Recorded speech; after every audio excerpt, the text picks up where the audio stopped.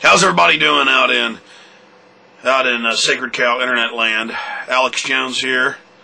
Thanks for tuning in to what's going on. It's hard to talk about something like the Iraq takeover in just a few minutes because you could fill encyclopedias with just one-line comments on the proven lies and fraud and deceit. But what is it, April 11th, 2003, as I sit over here at my neighbor Kevin's house and tape this here in his great studios, it's unspeakable. Number one, it's only the beginning. There's a group called the Project for New American Century, headed by Dick Cheney and Donald Rumsfeld. It was formed in the mid-'90s, and in 1999-2000, they wrote public essays that are published on their own website, where they say that Saddam Hussein is not a threat. Even if he's removed or killed, we're still going in. He is a convenient, quote, pretext. They say that. Pretext to get the oil. But not just the oil. They say, as you can notice, Iraq's perfectly located to dominate the entire region. In fact, it's always dominated the region in history. It's kind of the gateway in between the Arabs and the Persians. And they say, they want to attack Syria and Iran. And of course, now we're hearing it. They've are winning their fight for Baghdad, kicking out an obviously corrupt regime that they'd worked with in the past. It's a secular regime. Now they're already saying, well, we think they might have taken Saddam to Syria. Assad's got him. Or maybe he's in Iran. Or we think the chemical weapons, we were never attacked by chemical weapons. We put out hundreds of reports that turned out to be false, but no one will ever remember that. Still in the average mind that they did have all these. And so we're going to go ahead and invade Iran and Syria next. Of course, after they get Iraq all bolted down, there'll probably be a convenient terror attack, and they'll say, oh, the terrorists obviously were working for Assad, and Assad happens to have some oil too, and we'll go ahead and take that as well. And same thing with Iran. So we have a group called the Project for New American Century, made up of Bush's cabinet, working inside the CIA, also had current government officials in it. During the election, Bush is already getting CIA briefings, cooking up 911. And, this is an overthrow, folks. This is a coup d'etat. And understand, I've always been what you'd call a conservative.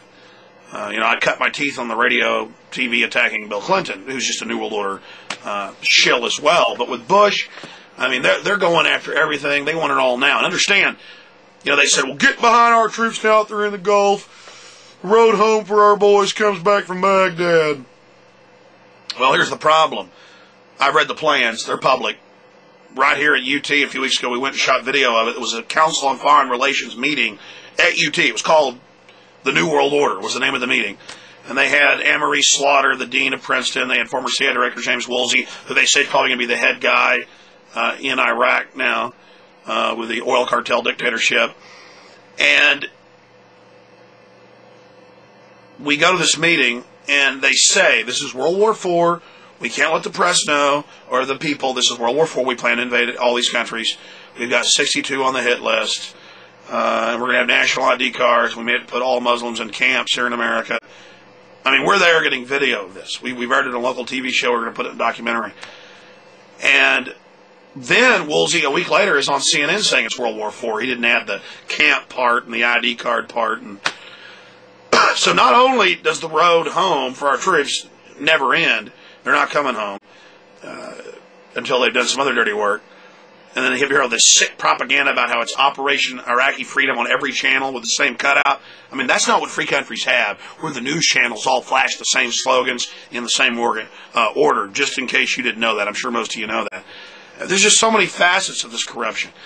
But the point is, simultaneously, all the things they accuse Saddam of are being set up here. Yes, Saddam had a military dictatorship. He was a strong man, King Rat. Well, here they're saying get rid of posse comitatus, the law that stops the military from engaging in police activities. They're publicly getting rid of that, acclimating us to accept military occupation. They're talking about during a red alert, we can't leave our house. That's worse than what Saddam had. It's worse than their curfew. The Patriot Act 1 says they can arrest you for any reason. Patriot Act 2 says they can arrest you for any reason and execute you in secret. The definition of domestic terrorism is so broad, it's basically any action, stuff that isn't even criminal is in there. I mean, I've read these analysis. I've done my own analysis. I've read the bills. They're on Infowars.com. I'm sure Kevin, with this clip, could probably post a few of the analysis that people have done on the Patriot Acts. Maybe the Center for Public Integrity, my analysis of Patriot Act 2. But, I mean, it's incredible. Hitler didn't have the nerve to put this type of stuff down on paper. You know, he did a lot of horrible things, but he didn't put it down on paper. They had this right. But they're doing it now. So across the board, we're losing our freedoms while they talk about, oh, we're over here giving these people freedom. And then just today, I mean, there's been hundreds of contracts handed out to Bush cronies. But Halliburton was given a $7 billion contract, one of many they were given.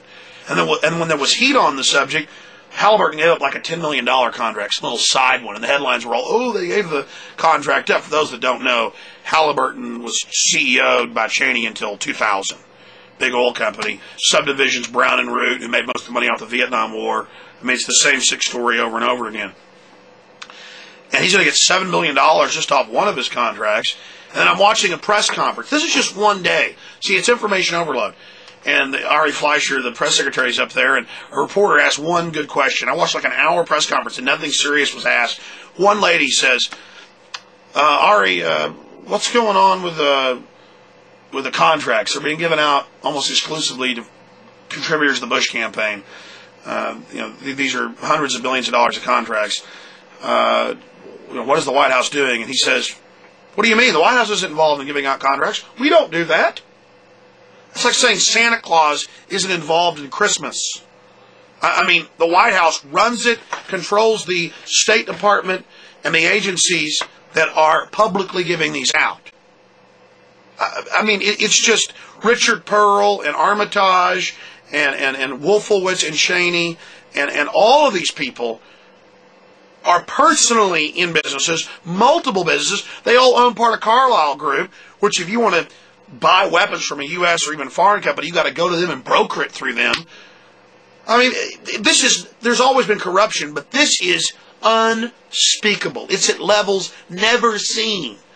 And the press secretary, Fleischer, sits there and goes, we don't have anything to do with that. We're not giving contracts out. It's just, the sun didn't come up this morning, water's not wet. I mean, it makes Clinton saying, I did not have sex with that woman, Monica Lewinsky, look tame. It makes Bush Sr., Mr. New World Order, Bush 41, CIA director saying, read my lips, no new taxes, lie, look wonderful.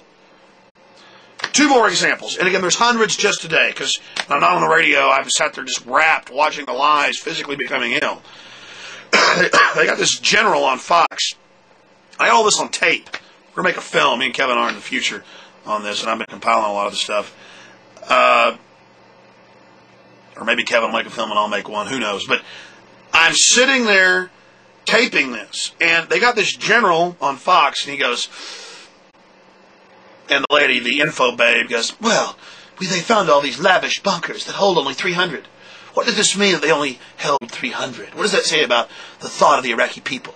And he goes, and he sounds just like the crazy general in Dr. Strangelove. He's all, 10, 20 million tops, get your hair mussed, the guy cramming spearmint gum in his mouth. He acts just like him. He goes, same voice, crazy general in Dr. Strangelove. He's all, 10, 20 million tops, get your hair mussed, the guy cramming spearmint gum in his mouth. He acts just like him. He goes, same voice, everything. He goes, well, let me tell you, what this shows is they could care less about their people. Just look at that. It's only for the elite. They could care less about their own population. Oh, yeah, Saddam's a bad guy. He was their business partner. Rumsfeld's the bagman in 83 and 84 with the botulism and the anthrax and the West Nile and the VX and the sarin. This is all admitted. Senate reports by Republicans. Alphonse Tamalo's report 94. So I'm knowing all this. Hey, Saddam's a bad guy. Bunkers. They haven't found anything in them, but, oh, look, they're lavish and they're only for the Iraqi leadership. How evil. And I went, wait a minute. Actually, Saddam built a bunch of bunkers for his population, but it wasn't because he was particularly nice. The Swiss have it for their entire population with 2-year food supply, with racquetball courts. Did you know that? And they're public. The highways direct you to them. Russia has giant underground bases for their population and directions how to get there. Germany does. England has a few. The United States is the only country in the Western Hemisphere or in the Western world, the Cold War mindset, that doesn't have a single bomb shelter. I mean, anywhere for the American people. In the 50s and 60s, they said underground parking garages were. And occasionally you'll see a sign up. When I grew up in Dallas, you might see one on, underground bomb shelter, but it's not a real shelter. But it has the biggest black budget, in some cases, $100 billion a year, much of that in giant underground bases. And they've leaked and admitted that these things have got movie theaters, the equivalent of 10-story high-rises in them, swimming pools, everything, for the thousands of elite bureaucrats and elitists in the country. And they admit that key individuals, are allowed into them. So the U.S. is the only country, supposedly they're this great republic and, the transparency in government. We have the worst government, the most secret, with giant underground bases, lavishly to protect the elite if there's a biological release, chemical or nuclear, which they now say is going to happen any time. Give all your rights up. The men in black uniforms will keep you safe. Torture's good. Well, that's another thing. This government, you've seen them, torture's good. This terrorist suspect must be tortured. Then Saddam's bad. He tortures. Start thinking. But the point is, that's a few months old. Today it's, look at that, bunkers for the elite, not for the people. When they've got gigantic cities for the elite of this country.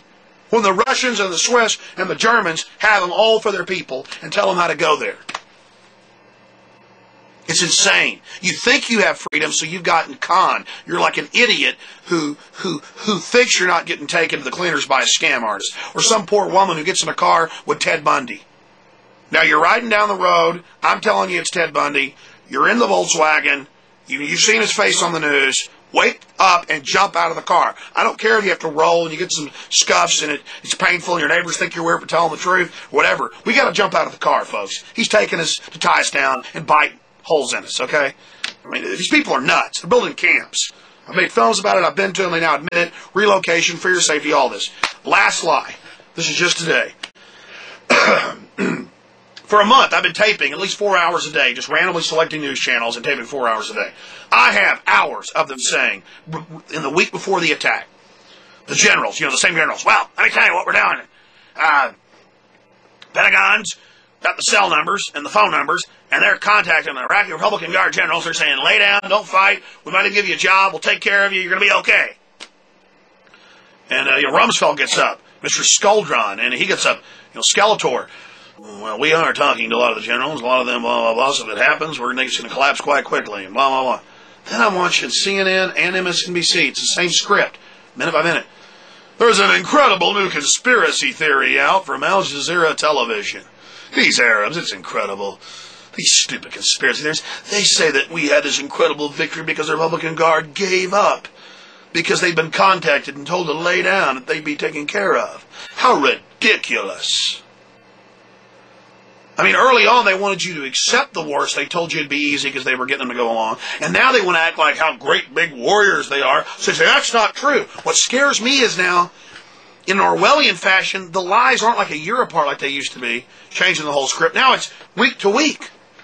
And you guys either are so dumb or they don't care or something that they're changing it 180 week to week now.